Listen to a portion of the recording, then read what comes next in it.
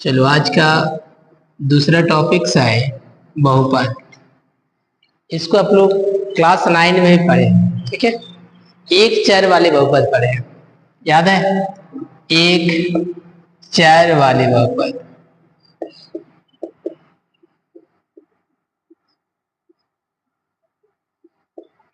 चलिए हम शुरू से इसको शुरुआत करते हैं, ठीक है। पहले एकदम शुरू से हम इसका रिवीजन कर देते हैं। चलिए, इसको जानने से पहले आपको जानना होगा बीजीय व्यंजक। सुने हैं ना, क्लास 7 में आप लोग पढ़े हैं। उससे पहले फिर आपको जानना जरूरी है चर और अचर। चर राशि जानते हैं? चर राशि क्या होते हैं? जिसका मान क्या होता है? अनिश्चित होता है, ठीक है। जिसका मान बदलता रहता है उसे क्या कहते हैं? चर राशि कहते हैं। और चर राशि को अंग्रेजी के छोटे अक्षरों से डिनोट किया जाता है। अंग्रेजी के छोटे अक्षर से ABC या फिर XYZ, अंग्रेजी के कोई भी छोटे लेटर से क्या किया जाता है? डिनोट किया जाता है, ठीक है। और अचर राशि, अचर राशि क्या होते हैं? संख्या, यानी कि जिसका मान क्या होता है? निश्चित होता है, ठीक है। 1 2 3 4 5 ये सब क्या राशि होते हैं? अचर राशि, ठीक है। अब चर और अचर के बीच अगर संक्रियाएं प्लस माइनस गुना भागा, ठीक है, चर अचर के बीच मान लीजिए A+1 हम लिख दिए। ये कौन सा राशि है? ये कौन सा राशि है? अच्छा, दोनों के बीच में क्या साइन लगाए हैं? प्लस। तो इसको क्या कहते हैं? बीजीय व्यंजक, ठीक है। आ गया समझ में? बीजीय व्यंजक क्या होते हैं? ना चर अचर के बीच योग घटाव गुना भागा हो तो उसे क्या कहते हैं? बीजीय व्यंजक। क्लियर? अब हम एक विशेष प्रकार के बीजीय व्यंजक जिसका नाम क्या दिया गया है? बहुपद, आज उसका अध्ययन करेंगे। बीजीय व्यंजक क्या होता है? बहुपद। बहुपद एक विशेष प्रकार का बीजीय व्यंजक होता है। जैसे इसमें नाम में क्या बोला गया? एक चर वाला बहुपद। तो पहला क्या होना चाहिए? चर कितना होना चाहिए? एक होना चाहिए। कितना होना चाहिए? एक। चर की संख्या कितनी होनी चाहिए? एक होनी चाहिए। दूसरा इसमें क्या होनी चाहिए? जो चर का घात होगा ना, चर का घात पूर्ण संख्या, पूर्ण संख्या में चर का घात क्या होगा? पूर्ण संख्या। पूर्ण संख्या में मतलब 1 0 हो सकता है, 1 2 3 4 इस प्रकार। तो उसे हम क्या कहते हैं? एक चर वाला बहुपद। जैसे उदाहरण के लिए ध्यान दीजिए, इसमें जैसे x² + 2x + 1 एक विशेष प्रकार का बीजीय व्यंजक है। विशेष मतलब किस प्रकार का? इसमें कितना चर उपस्थित है? चर एक, और वो चर कितना है? x है। अब x का घात बताइए। इसमें x का घात कितना है? इसमें x का घात, इसमें x का घात, तो क्या बोले कि x का घात जो होना चाहिए क्या होना चाहिए? पूर्ण संख्या होना चाहिए। 0 है, 1 है, 2 है, सभी पूर्ण संख्या है कि नहीं? ठीक है, तो इसे हम क्या कहेंगे? बहुपद कहेंगे। क्या कहेंगे? बहुपद। आइए समझ में? ठीक है, ये क्लास 9 में आप पढ़े हैं। क्लास 9 का पहला एक्सरसाइज 2.1 में कुछ सवाल उसमें दिया गया था। बताइए निम्नलिखित में से कौन कौन से एक चर वाला बहुपद है और कौन कौन सा नहीं है, कारण भी बताना है। जैसे और एक उदाहरण दे दें, आपको बताना है बहुपद है कि नहीं, ठीक है। फॉर एग्जाम्पल चलिए x+4 क्या ये बहुपद है? क्यों है? क्योंकि चर कितना है? एक है, और चर का घात कितना है? 1 है। इसमें चर का घात कुछ नहीं, तो क्या है? 0 है। ठीक है, तो ये एक चर वाला बहुपद है। अब दूसरा लिखते हैं, चलिए x + 1/x क्या ये एक चर वाला बहुपद है? नहीं है, ये एक चर वाला बहुपद नहीं है। कैसे नहीं है? इसमें देखिए चर का घात कितना है? एक। इसमें चर का घात कितना है? -1। हम क्या बोले कि चर का घात कितना होना चाहिए? पूर्ण संख्या होना चाहिए। ठीक है, इसलिए ये एक चर वाला बहुपद नहीं है। आ रहा समझ में? चलिए नेक्स्ट फिर देखते हैं। x का पावर 10, y का पावर 20, z का पावर 30। क्या ये एक चर वाला बहुपद है? नहीं है। क्यों नहीं है? क्योंकि इसमें 3 चर है, x y z, इसलिए ये एक चर वाला बहुपद नहीं कहलाएगा। क्लियर? हाँ, चलिए नेक्स्ट फिर उदाहरण देखते हैं। √x + 1, क्या ये एक चर वाला बहुपद है? नहीं, ये भी एक चर वाला बहुपद नहीं है। क्यों नहीं है? चर तो एक है, चर का घात देखिए, इसमें चर का घात रूट मतलब घात कितना होता है? 1/2, और इसमें x का घात 0। इसमें तो x का घात 0 है, लेकिन इसमें x का घात 1/2 है। 1/2 एक पूर्ण संख्या नहीं है, इसलिए ये एक चर वाला बहुपद नहीं है। आ रहे समझ में? बोलिए, आइए समझ में। चलिए और नेक्स्ट और एक एग्जाम्पल लेते हैं। आपको बताना है इसमें ये एक चर वाला बहुपद है कि नहीं। ये -1/2 + 5, क्या एक चर वाला बहुपद है? नहीं है। क्यों नहीं है? हाँ, चर का घात क्या है? 1/2 है, इसमें 3/2 है, पूर्ण संख्या नहीं है, इसलिए ये एक चर वाला बहुपद नहीं। क्लियर? चलिए, बहुपद का जो स्टैंडर्ड रूप होता है, बहुपद का स्टैंडर्ड रूप होता है a0 x का power n plus a1 x का power n-1 plus a2 x का पावर n-2। ठीक है, इस तरह से a3 x का पावर n-3 इसी तरह से ये जाता है, जहां पर ये जो a0 लिखे है ना, a0, a1, a2, a3, ये सभी जो होती हैं, ये सभी क्या होते हैं? वास्तविक संख्या होती है। वास्तविक संख्या। वास्तविक संख्या का मतलब क्या होते हैं? परिमेय और अपरिमेय दोनों होते हैं। ठीक है, जैसे उदाहरण के लिए, जैसे देखिए 2x² प्लस √5x प्लस 3, इसमें क्या बोला गया? पहला देखिए a0 का मतलब क्या है? ये वास्तविक संख्या है। a0 के बदले इसमें क्या है? 2, एक परिमेय संख्या है। x का घात 2, फिर देखिए घात पहले n था, n के बाद फिर एक घट गया, धीरे धीरे ये घटते जा रहा है। इसमें 2 था, इसमें कितना आ गया? 1 आ गया, इसमें 0 आ गया। ये होता है द्विघात बहुपद का व्यापक रूप। ठीक है, तो किसी द्विघात बहुपद को इस फॉर्म में लिखा जाता है।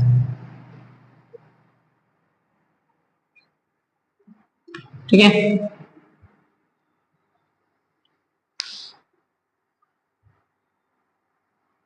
तो ये चलिए अभी चलिए बहुपदों को फिर वर्गीकृत किया गया है। ठीक है, पदों के आधार पर बहुपद को 2 भागों में बांटा गया। ठीक है, एक है पदों के आधार पर, पदों के आधार पर, और दूसरा जो है घातों के आधार पर, घातों के आधार पर। देखिए बीजीय व्यंजक में आप पहले पढ़ चुके हैं। पद, पद जो होते हैं ना, किसी बीजीय व्यंजक के जो पद होते हैं, पद कौन डिवाइड करता है? योगफल और अंतर मतलब घटाव, उसको अलग अलग पद में डिवाइड करता है, लेकिन गुना भागा अलग अलग पद में डिवाइड नहीं करता। जैसे उदाहरण के लिए इसमें ध्यान दीजिएगा, मान लीजिए हम लिखे हैं x + 2, इसमें कितना पद है? एक पद, ये एक पद, दो पद है, ठीक है। मान लीजिए इसमें लिखे y - 3, ये भी दो पद है। अगर मान लीजिए हम लिखे 2y, कितना पद है? एक पद है। तो ये कितना पद है? एक पद। मतलब इसमें इसके दोनों के बीच में क्या है?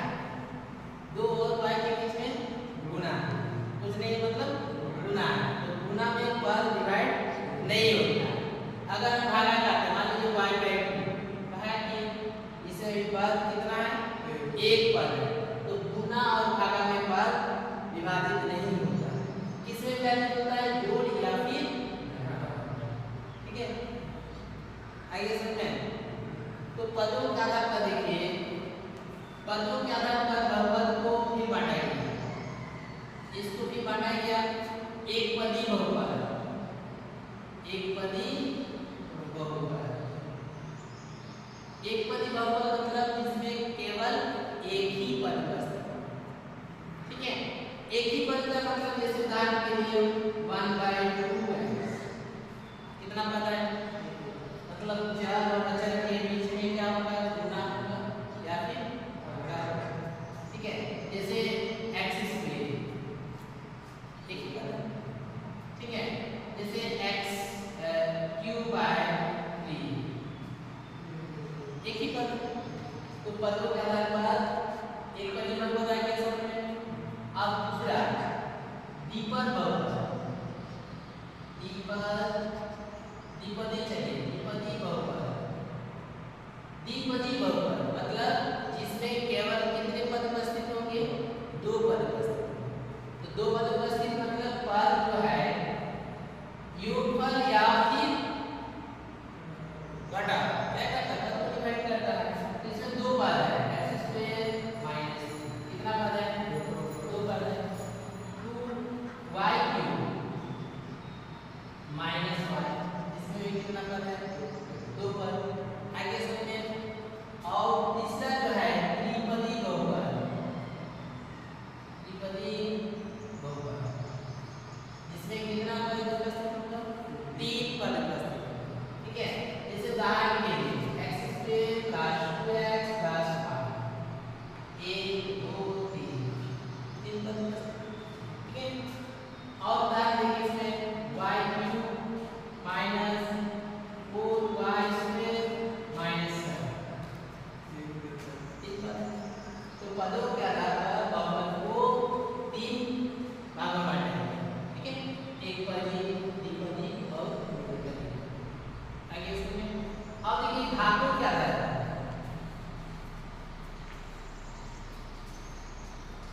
घातों के आधार पर भी बहुपद को तीन भागों में बांटा गया, ठीक है। घातों के आधार पर क्या क्या बांटा गया? पहला इसमें पहला रैखिक बहुपद। देखिए बहुपद का जो घात होता है ना, मतलब चर का अधिकतम घात को ही बहुपद का घात कहा जाता है, ठीक है। चर का अधिकतम घात होता है रैखिक बहुपद। अगर चर का अधिकतम घात कितना होगा? 1 होगा। चर का अधिकतम घात कितना होगा? 1 होगा। तो क्या कहा जाएगा? रैखिक बहुपद, ठीक है। जैसे उदाहरण के लिए देखिए 2x + 2, इसमें चर कौन सा है? x है, और x का घात कितना है? 1 है। तो x का अधिकतम घात कितना है? 1 है। इसलिए कौन सा बहुपद कहलाएगा? रैखिक बहुपद, ठीक है। जैसे दूसरा उदाहरण लेते हैं 3z + 9, इसमें z कौन सा है? z, और z का अधिकतम घात कितना है? 1 है। इसलिए ये क्या कहलाएगा? रैखिक बहुपद। क्लियर? चलिए दूसरा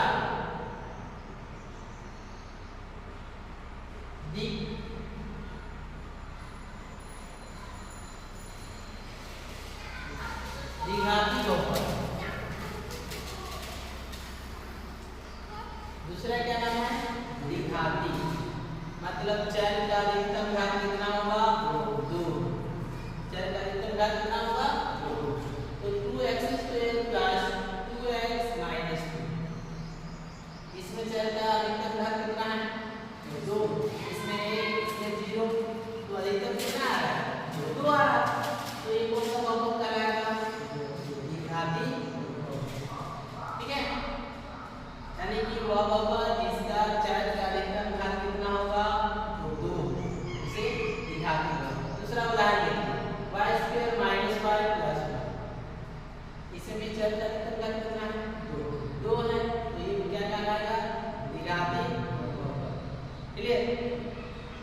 द्विघाती बहुपद का स्टैंडर्ड रूप क्या लिखते हैं ना, ax square plus bx plus c के रूप का होता है, जहां पर a b और c जो है ये वास्तविक संख्या होती है।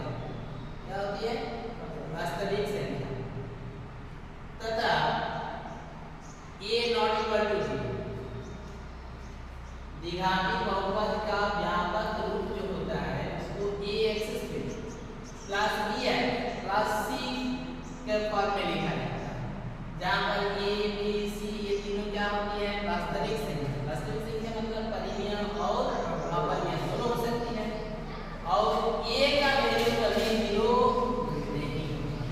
b और c क्या हो सकता है? 0 हो सकता है। जैसे इसमें देखो इसी का फॉर्म है कि नहीं, a का वैल्यू कितना है इसमें 2, b का वैल्यू यहाँ 2, यहाँ c का वैल्यू -3। इसी फॉर्म में इसे भी देखो, इसे कुछ नहीं तो 1 इंटू है तो a का वैल्यू 1, इसे कुछ नहीं 1 इंटू है तो b का वैल्यू -1 और c का वैल्यू 1।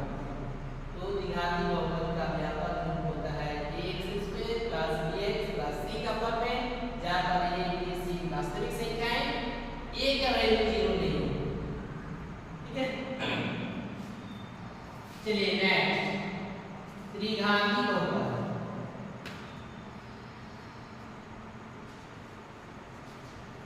चलिए त्रिघाती बहुपद नाम से ही पता चल रहा है बहुपद का अधिकतम घात कितना होगा? 3, यानी कि चर का अधिकतम घात कितना होगा? 3 होगा। फॉर एग्जांपल देखिए x³ प्लस 3x प्लस 1, चर का अधिकतम घात कितना है? ठीक है, तो ये क्या बहुपद कहलाएगा? त्रिघाती बहुपद। और त्रिघाती बहुपद का स्टैंडर्ड रूप होता है ax³ plus bx square plus cx plus d का फॉर्मूला होता है, जहां पर a b c और d जो है वास्तविक संख्या होती है। इसमें भी क्या होता है? a not equal to 0, a का वैल्यू कभी 0 नहीं होगा, बाकी b c d 0 हो सकता है। ठीक है, ये वैल्यू कभी 0 नहीं, और ये b c d तीनों वास्तविक संख्या, परिमेय और अपरिमेय दोनों हो सकते हैं। क्लियर? ये है बहुपद। बहुपद हो गया। बहुपदों के प्रकार। बहुपदों के प्रकार को पदों के आधार पर 3 भागों में, एकपदी बहुपद, द्विपदी और त्रिपदी। घातों के आधार पर 3 भागों में बांटेंगे, रैखिक बहुपद, द्विघाती बहुपद, त्रिघाती। क्लियर? चलिए नेक्स्ट बहुपद का मान।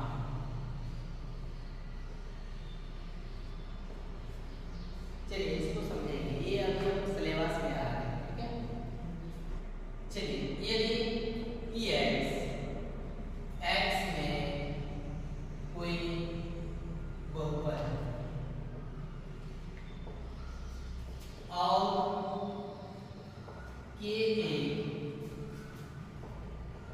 वास्तविक संख्या है,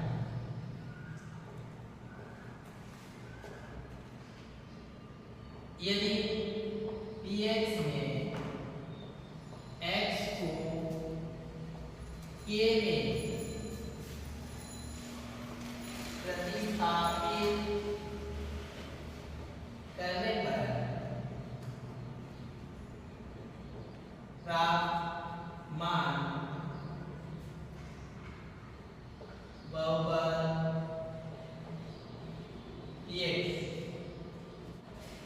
px का x बराबर k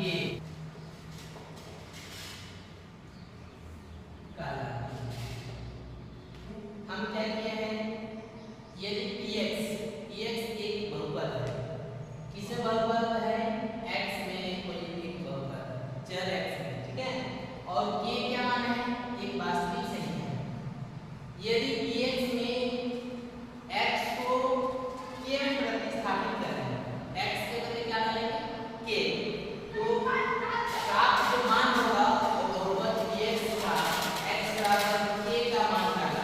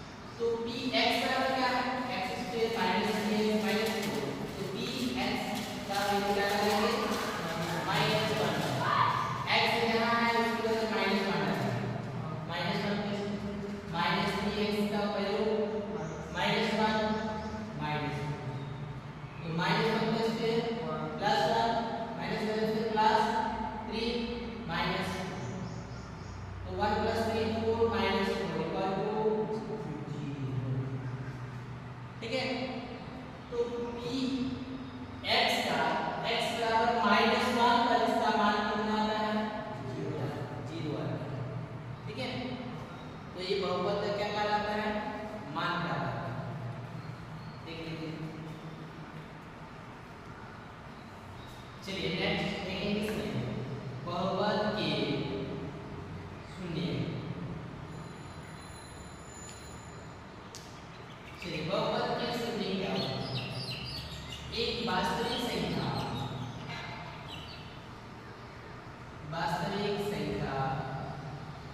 के बहुपद x का शून्य कहलाती है यदि p के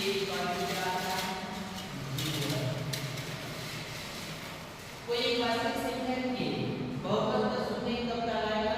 जब p के का वैल्यू क्या देगा? 0 देगा। जैसे उदाहरण के लिए इसी में देखेंगे, इसी में हम क्या माने थे? px बराबर था x² माइनस px माइनस 2। इसमें x की वैल्यू क्या डालें? माइनस 1 डालें, तो minus 1 plus 2 minus 3 minus 1 minus 2, ये प्लस 1 किया, ये प्लस 3 माइनस 2, 1 प्लस 3 4 माइनस 4 क्या आ गया? 0 आ गया। ठीक है, क्या बोले कि p के का वैल्यू 0 यानी p माइनस 1 का वैल्यू क्या आया?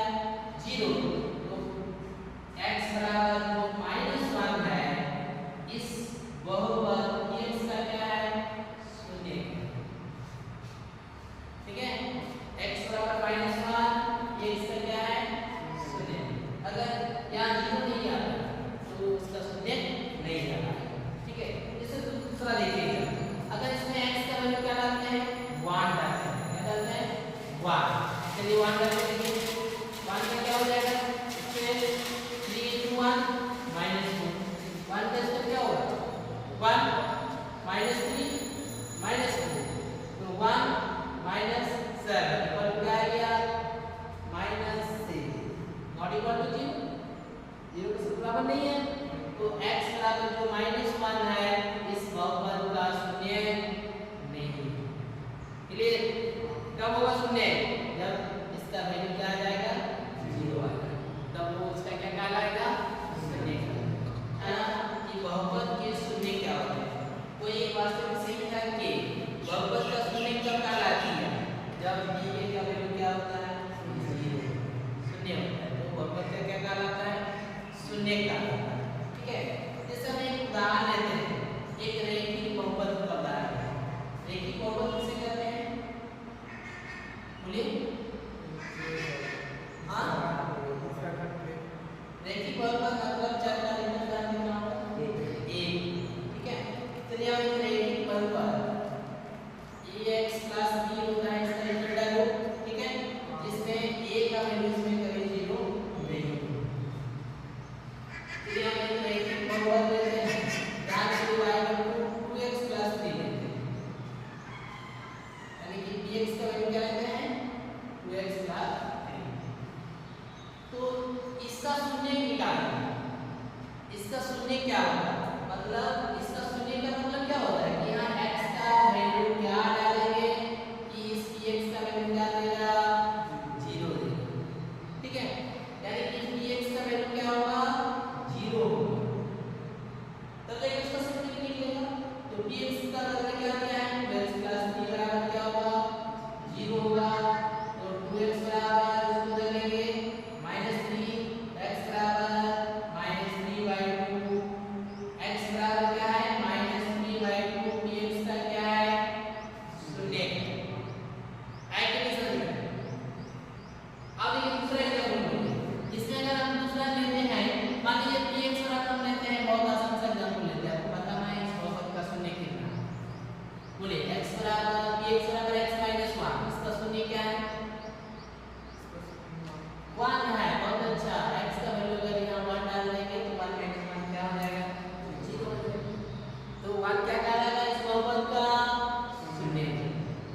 अगर दूसरा मान लीजिए px बराबर हम लेते हैं चलिए x + 1, तो इसका शून्य -1।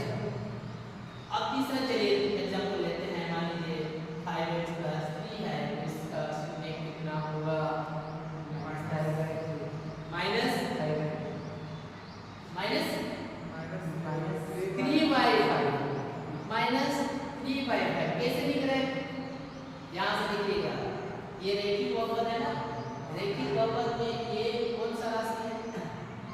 माइनस कौन सा राशि है? अचर राशि। क्या है?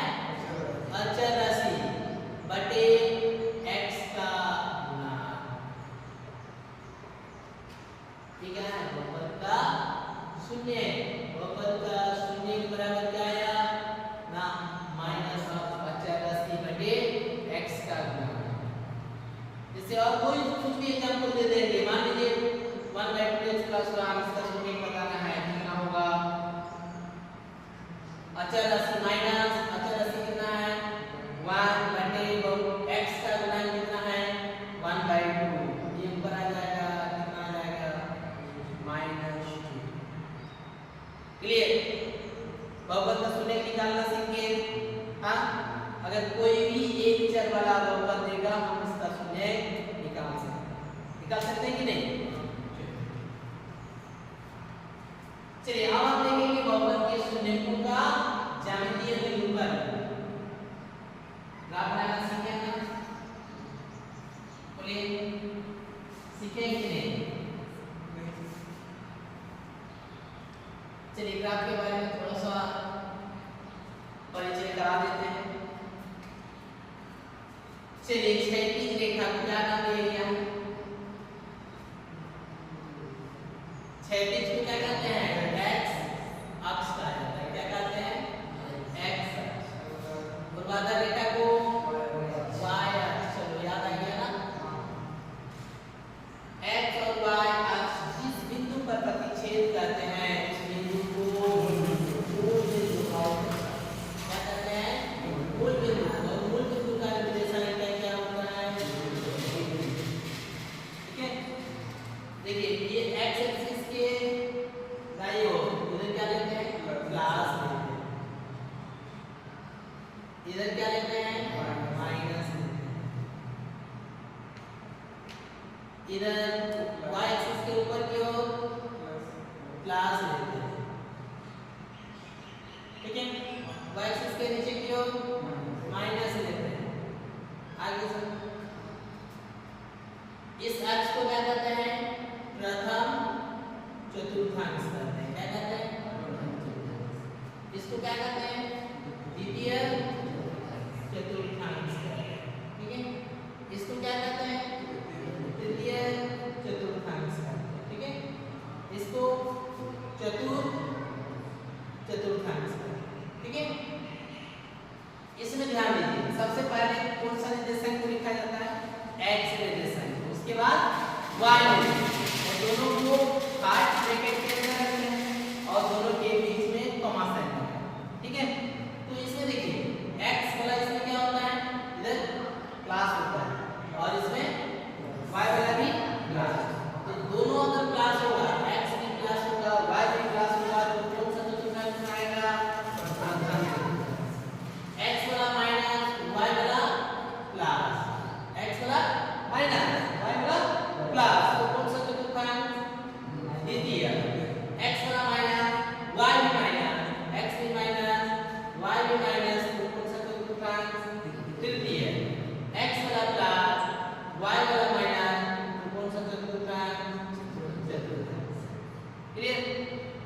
अब देखिए किसी बिंदु का x निर्देशांक, x एक्सिस पर किसी बिंदु का निर्देशांक x y वैल्यू क्या होता है? ठीक है, और y एक्सिस पर किसी बिंदु का निर्देशांक 0 y, मतलब इसमें x वैल्यू क्या होता है? 0। क्लियर?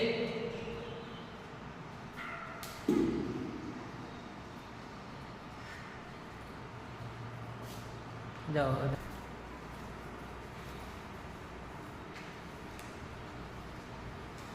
चलिए इसमें हम एक रेखिक बहुपद लेते हैं 2x + 3, इसके शून्य कितना है? -3। ठीक है, अब इसका ज्यामितीय निरूपण देखेंगे। ठीक है, ग्राफीय निरूपण देखेंगे।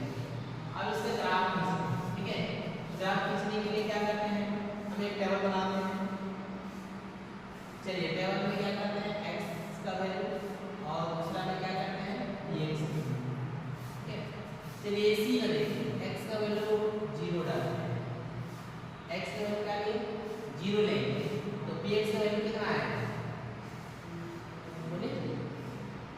3 आएगा तैयार से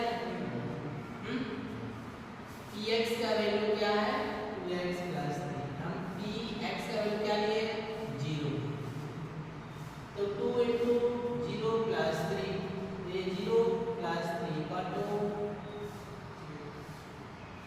चलिए 1 लीजिए 1 डालिए तो 2 into 1 plus 3 2 under 2 plus 3 कितना आ गया 1 लेंगे तो 5 ठीक है चलिए 2 लीजिए 2 डालिए तो 2 into 2 plus 3 4 plus 3 7 2 लेंगे तो क्लियर चलिए अब इसका क्या करते हैं ग्राफीय निरूपण करते हैं इसका चलिए देखिए तो इसका ग्राफीय निरूपण ये कौन सा एक्सिस है y एक्सिस इसको y डैश से करते हैं ये कौन सा एक्सिस है x डैश इधर क्लास होता है ना 1 2 3 4 5 ठीक है इधर भी क्लास होता है 1 2 3 4 5 6 चलिए इधर 7 कर लेते हैं 7 इधर -1 -2 -3 -1 -2 ठीक है अब इसका ग्राफिक निरूपण देखिए x का पहले क्या 0 y का 3 x 0 y ये हो गया 0 को 3 दूसरा 1 तो 5 1 5 आना समझ में 1 5 तीसरा 2 7 2 7 तो इससे जाने वाला क्या होगा एक सरल रेखा होगा इससे इन तीनों बिंदुओं से होकर जाने वाला क्या होगा एक सरल रेखा ठीक है आइए इसमें अब ध्यान दीजिए इसमें ये जो सरल रेखा प्राप्त हो रहा है इसमें x एक्सिस पर एक बिंदु पर काट हो रहा है और ये बिंदु कौन सा बिंदु पर काट हो रहा है ना -3/2 और 0 पर काट हो रहा है -3/2 मतलब -1.5 ये होगा -1.5 और 0 ग्राफ में बनाइएगा तो -3/2 इसका क्या है शून्य तो इसमें हम क्या देख रहे हैं ग्राफ में ना इसका शून्य जो होता है ये जो सरल रेखा जाता है इस सरल रेखा का x अक्ष पर जिस बिंदु पर काट होगा उसका x निर्देशांक उस बहुपद का क्या कहलाता है शून्य का क्लियर उसका x निर्देशांक क्या कहलाता है उस बहुपद का ठीक है यही हम एक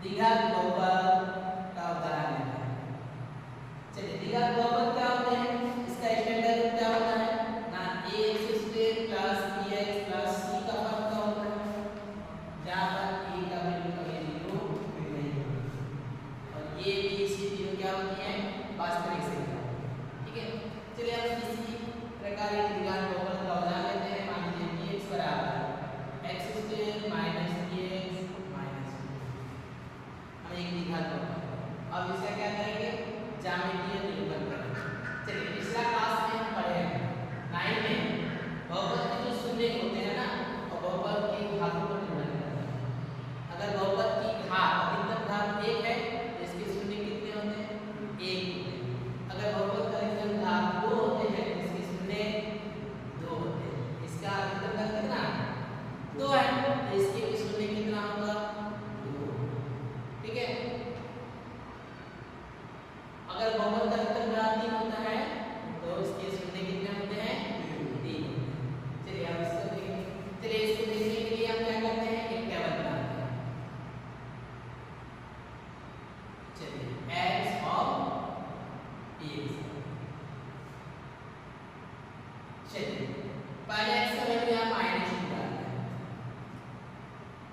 चलिए साइड में बना सकते हैं x का वैल्यू क्या है x² minus 3x minus 4 x का वैल्यू क्या डालें -2 डालें चलिए -2 का स्क्वायर -3 इंटू -2 -2, ये कितना हो जाएगा 4 इंटू जाएगा प्लस हो जाएगा 6 -2, 10 -4 कितना हो जाएगा 6 -2 डाल दीजिए कितना आ गया 6।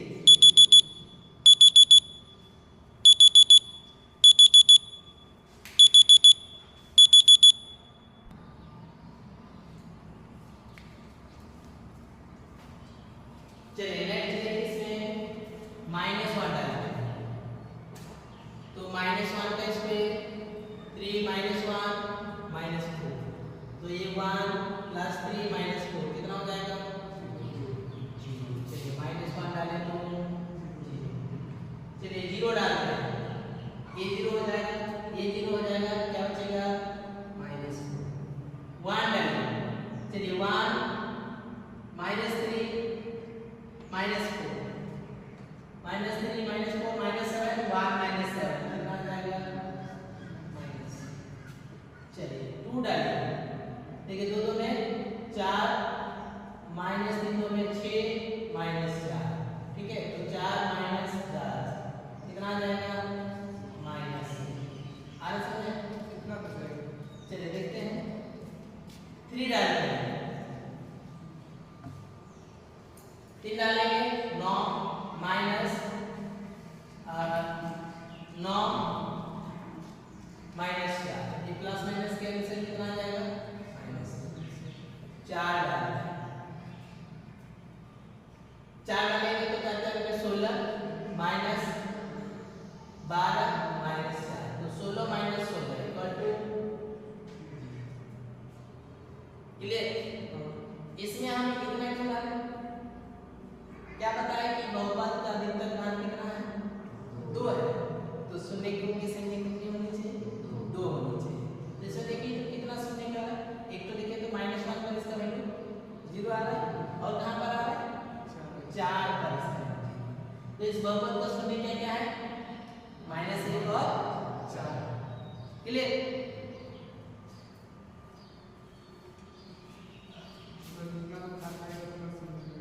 हाँ हाँ इतना घाट है, घातों की संख्या जितनी होती है बहुपद के शून्यों की संख्या भी उतनी होती है, ठीक है। चलिए अब इसका ग्राफ ये निरूपण करेंगे, ठीक है, अब इसका ग्राफ खींचते हैं। चलिए ग्राफ में देखिए इसमें x वाला है 4, उधर है -6 तक में। चलिए 1 2 3 4 5, इधर आ गया -1 -2 -3 -4 -5, इधर -1 -2 -3 -4 -5 -6 इधर 1 2 3 4 5। चलिए जरूरत होगा फिर इसको उधर बढ़ाएं 6 1। चलिए पहला देखिए x का वैल्यू कितना है -2 6, x का वैल्यू -2, x का -2, ठीक है, और y का 6, क्या होगा ये -2, 6, फिर -1, 0, x का वैल्यू -1 और 0, ये वाला होगा -1, 0। फिर देखिए 0, 4 0, -4 0, -4 ये हो गया 0, इसके बाद 1, -6 1, -6 1, -6 आ रहा समझे। अच्छा 1 में भी -6 और 2 में भी -6 था क्या। अच्छा 1 का वैल्यू डालते हैं 1 -3 -4 -7 1 -7 -6, ठीक है, 2 में डालते हैं तो या 4 -6 -4, चलो ठीक है। चलो 2 में भी क्या है 2 में भी आपका -6, 3 में क्या है 3 कमा माइनस 2, 3 कमा माइनस 2 और 4 कमा 4 कमा, ठीक है। अब इसका ग्राफ खींचते हैं, देखिए तो ग्राफ कैसे आ रहा है, इसका ग्राफ जो है इधर से इधर जा आगे समझो। अब इस ग्राफ में देखिए x एक्सिस पर कितने बिंदु पर काट हो रहा है, 2 बिंदु पर काट हो रहा है और उसका x निर्देशांक पहला में क्या है -1 पर इसका शून्य है और कहां पर है 4 पर इसका शून्य है, ठीक है। तो इस ग्राफ से हमें क्या सीखने को मिल रहा है, यानी कि कोई भी अगर बहुपद अगर x एक्सिस पर जिस बिंदु पर काट होता है उसका x निर्देशांक उस बहुपद का क्या कहलाता है, शून्य कहलाता है, ठीक है। इसमें देखिए पहला वाला जो ग्राफ देखे थे कौन सा बहुपद का देखे थे, रैखिक बहुपद का देखे थे। रैखिक बहुपद में x एक्सिस पर कितना बिंदु पर काट किया था, एक बिंदु पर काट किया था, तो उसके शून्य कितने थे, 1। अब ये द्विघाती बहुपद है, द्विघाती बहुपद में क्या देखने को मिल रहा है कि x एक्सिस पर कितने बिंदु पर काट हो रहा है, 2 बिंदु पर काट हो रहा है, तो शून्य की संख्या कितनी है, 2 है और उसके शून्य क्या होगा ना, उसका x निर्देशांक उस बहुपद का क्या कहलाएगा, शून्य कहलाएगा, ठीक है। इसी से आधारित आपका एक्सरसाइज 2.1 का बनेगा कि बहुपद के शून्यों की संख्या बतानी है, तो बहुपद के शून्यों की संख्या किसके ऊपर डिपेंड करता है, x अक्ष पर काटान बिंदु, x अक्ष पर कितना बिंदु पर काट हो रहा है, देखिए 2.1 का जितना क्वेश्चन दिया गया है, पहला क्वेश्चन है देखिए तो x एक्सिस पर कितना बिंदु पर काट हो रहा है, एक भी बिंदु पर नहीं, तो शून्य की संख्या उसमें क्या है, शून्य है। दूसरा में देखिए x एक्सिस पर कितना बिंदु पर काट हो रहा है, एक बिंदु पर, तो शून्य की संख्या 1। तीसरा देखिए 3 बिंदु पर काट हो रहा है, तो शून्य की संख्या 3। उसके बाद देखिए 2 बिंदु पर काट हो रहा है, तो शून्य की संख्या 2। 4 बिंदु पर, तो शून्य की संख्या 4। उसके बाद वाला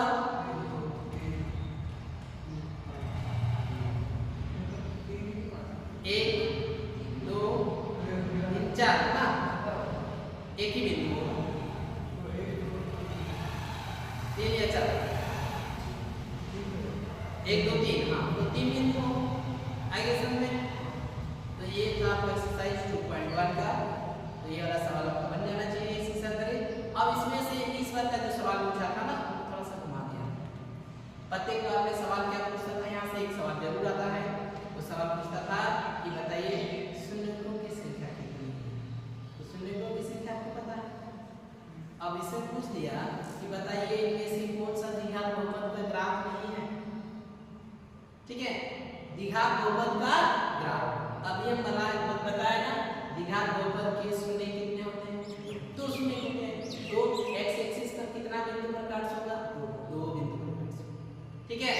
अगर क्वेश्चन दे दिया कि बताइए निम्नलिखित में से कौन द्विघात बहुपद के शून्य है, द्विघात बहुपद का ग्राफ, ठीक है, कैसा दे दिया, मान लीजिए पहला a, दूसरा a दे दिया, ये दे दिया,